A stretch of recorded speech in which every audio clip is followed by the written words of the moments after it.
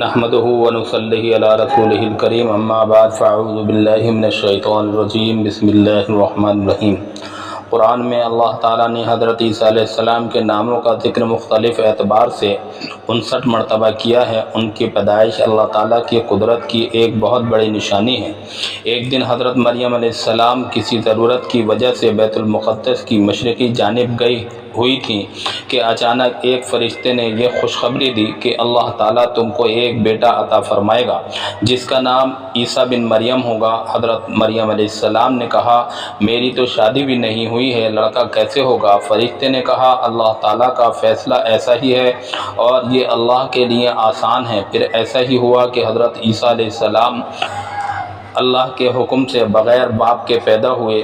جب لوگوں نے دیکھا تو بہت تعجب کیا اور کہا مریم تم نے یہ کتنا بڑا گناہ کیا ہے۔ حضرت مریم علیہ السلام نے کوئی جواب نہیں دیا بلکہ بچے کی طرف اشارہ کر دیا اور بچہ بول پڑا میں اللہ کا بندہ ہوں، اس نے مجھے کتاب دی ہے اور نبی بنایا ہے۔ میں جہاں کہیں بھی رہوں خدا نے مجھے بابرکت بنایا ہے اور آخری دم تک اللہ تعالیٰ نے مجھے نماز پڑھنے اور زکوٰۃ ادا کرنے کا حکم دیا ہے اور اپنی ماں کا فرما بردار بنایا ہے۔ میری پیدائش، میری وفات اور پھر دوبارہ زندہ ہونا میرے لیے خیر و برکت اور سلامتی کا ذریعہ ہے۔ بچے کی ایسی باتیں سن کر قوم حیران رہ گئی اور حضرت مریم علیہ السلام سے ان کی بدگمانی عقیدت میں بدل گئی۔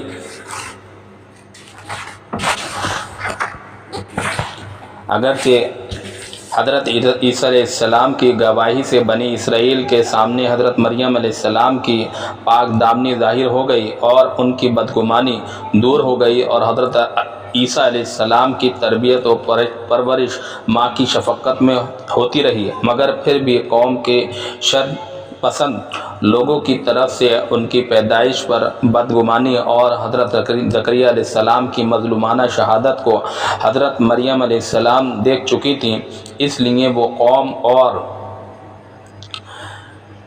ہیرود بادشاہ کے ڈر سے اپنے بیٹے حضرت عیسیٰ علیہ السلام کو لے کر اپنے رشتہ داروں کے یہاں مصر چلی گئیں اور 12 سال وہاں رہنے کے بعد پھر ان کو لے کر بیت المقدس واپس آ گئیں۔